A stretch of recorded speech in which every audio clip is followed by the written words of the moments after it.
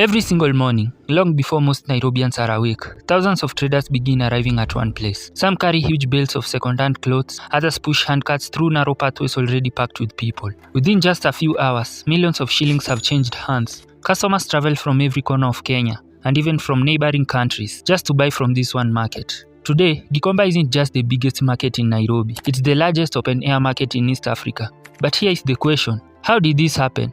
Because Gikomba wasn't built to become a regional trading giant. It started as something much smaller. So, how did one ordinary marketplace become the heartbeat of Kenya's Mitumba business and one of the most important markets in Africa?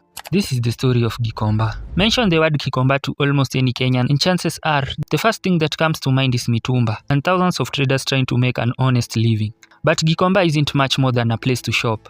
Behind every stall is a business, behind every bale is someone's livelihood, and behind the market itself is a story of resilience, opportunity, and entrepreneurship. To understand how Gikomba became East Africa's largest open-air market, we have to go back to where it all began. If you visited this part of Nairobi several decades ago, you wouldn't find endless rows of clothes, shoe vendors, or thousands of shoppers. Instead, this area looked completely different. Like many parts of Nairobi during the colonial era, it was largely undeveloped and sat close to important transport routes and working-class neighborhoods. As Nairobi expanded, more people came looking for opportunities. Small traders began selling goods wherever customers gathered. At first, there was no plan, no blueprint for East Africa's largest market, just ordinary people trying to earn a living. And that's what makes Gikomba's story so fascinating. It wasn't built from the top down, it grew from the bottom up. But something was about to happen that would completely change the future of this market. Like many markets around the world, Gikomba didn't become famous overnight. In its early years, traders sold almost anything they could: fresh produce, household items, scrap materials, livestock. If people needed it, someone was probably selling it. But despite the growing number of traders, Gikomba was still just another market in Nairobi.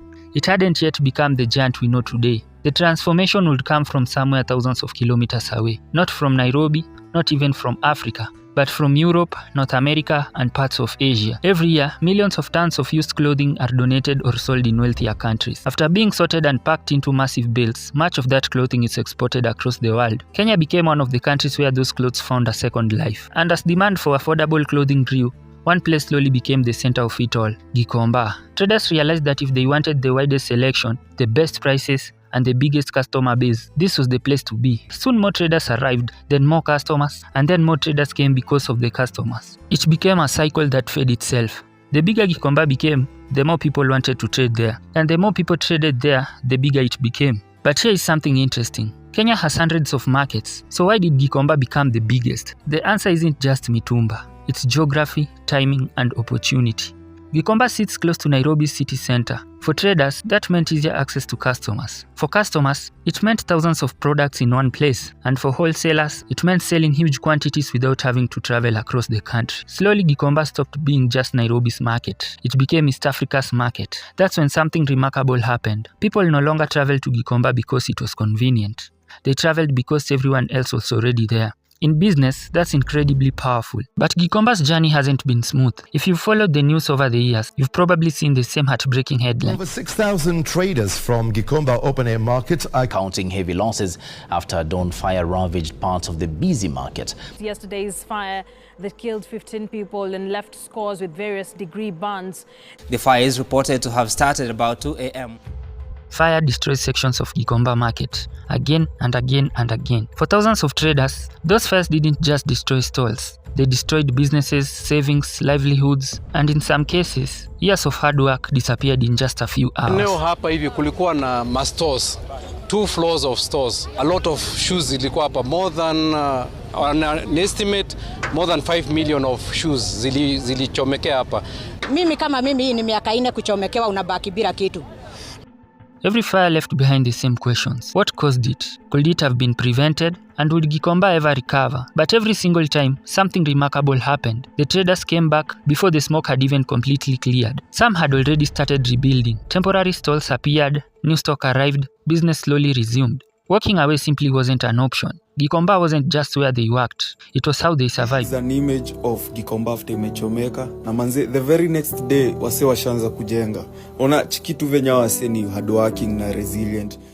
And perhaps that's the biggest reason the market is still here today. Not because of the buildings, but because of the people. Their resilience turned every setback into another chapter instead of the final page. Today, when most people hear the word Gikomba, they immediately think of second-hand clothes. And while Mitumba remains the market's biggest attraction, that's only part of the story. Walk through Gikomba and you'll find almost everything. Shoes, furniture, kitchenware, electronics, bags, toys, building materials, fresh produce, even mechanics and artisans earning a living from skills they've perfected over the years. It's less like one market and more like a city built around trade. Every trader has a story. Some started with just a few hundred shillings. You can't believe how small I started. That's why I said people need to learn to start small, because I had less than 3,000 for starting. Others inherited businesses from their parents, and every morning, thousands of people arrive with the same goal: to make enough money to support themselves and their families. That's what makes Gikomba different. It's not just a place where people buy things. It's a place where opportunities are created, where small businesses begin, where entrepreneurs learn, and where countless dreams are tested every single day.